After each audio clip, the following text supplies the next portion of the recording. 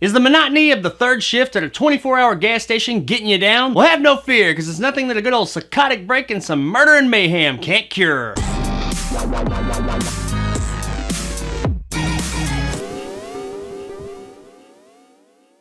Open 24 Hours is brought to us by director Padraig Reynolds and stars Vanessa Grass as Mary. Mary's not doing so hot. You see, she was just released from prison for aiding or at least allowing her boyfriend to serial murder 35 women. And yes, while she is the reason that he got caught and is not doing that anymore because she set his ass the fuck on fire, she was still aware that he was doing this, seeing as how he made her watch as he murdered at least some of these women. This has understandably left Mary with a bit of PTSD. This bitch is all fucked up. She's seeing shit all over the place and can't distinguish reality from fantasy. But she is trying to get her life straight and get everything back in order. And the first order of business is to get a job. And she is able to secure a third shift position at a 24-hour gas station in the middle of nowhere. Sounds like a great idea. And her first night alone at this job that she really needs doesn't go so hot. Mary is harassed and attacked throughout the night by an unseen killer who she thinks may be her now ex-boyfriend. Or is she? You see, we don't know. Is Mary truly being stalked by a masked killer, or is it just all in her head? Either way, some weird shit is afoot at the Circle K. Open 24 Hours has a fairly run-of-the-mill premise, yet told from a very interesting perspective. That of someone experiencing severe PTSD. And that is something the movie does very well, is keep us, the audience, in the dark as to what is real and what's not. Now, there is some shit that happens in this movie that we just know is not real. It just doesn't make sense, and I think the movie understands that. Her mind gets a little out there and wild at times, and we understand, okay, this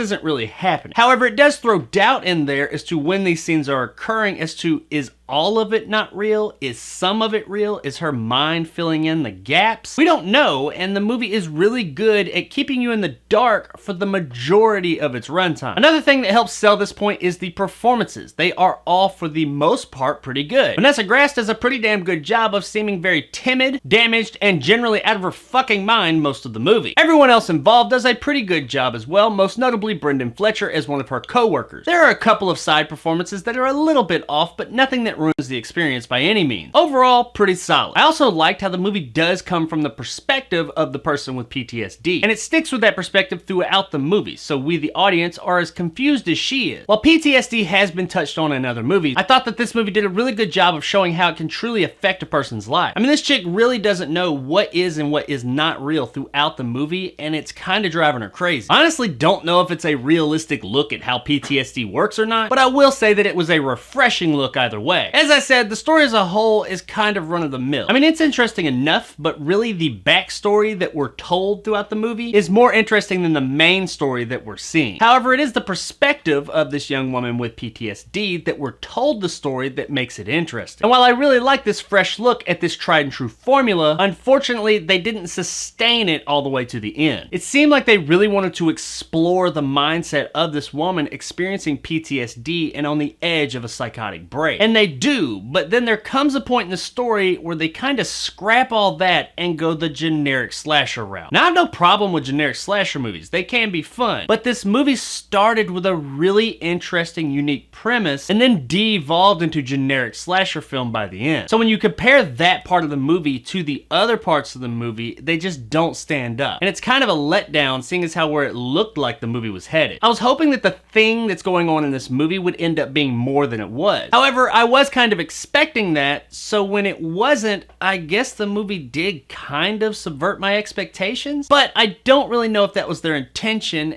and by doing so, they ended up just being a generic slasher flick. I'm not saying it's bad, I'm just saying it didn't quite live up to what it started out to be. All that being said, the movie is still a fairly entertaining ride. It's overall solidly made and suitably violent when it needs to be. The effects as a whole, as far as I could tell, are practical and they all look really good here. There's some really nice gushy gore here or there, but it's not beginning to end or anything. But when it is on, it looks really gross and believable. Overall, I did enjoy my time with Open 24 Hours. I was hoping that it would continue with the interesting perspective that it began with, but it didn't. And while it is unfortunate that they didn't follow through with that interesting take, it is still entertaining overall and totally worth streaming. Across the street.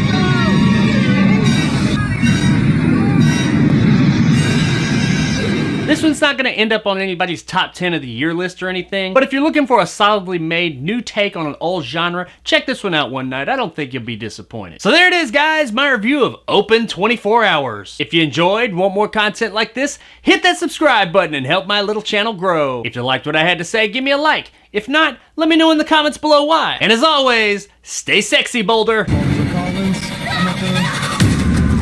I told you I was real. There's a horror thriller movie trope in this movie that I didn't mention. That of, the bad guy is down and we don't check to make sure he's out. To make things worse, the character that is left at this point has access to a firearm but doesn't take that firearm and make sure the job is done. How many times do we have to see this in movies? At this point, it's like a fucking parody. Every time the bad guy gets knocked down or knocked out in the end of the movie and our characters turn around and walk away, you know that they're gonna come back. And when you have a fucking gun in hand right there, I don't get it. I don't know why writers continue to do this. I could never be in a horror or slasher movie like this, because if I was confronted with a situation where some motherfucker was coming at me all like stabby stabby, I'd immediately be like, pop pop pop, motherfucker's down, and pop pop for good measure.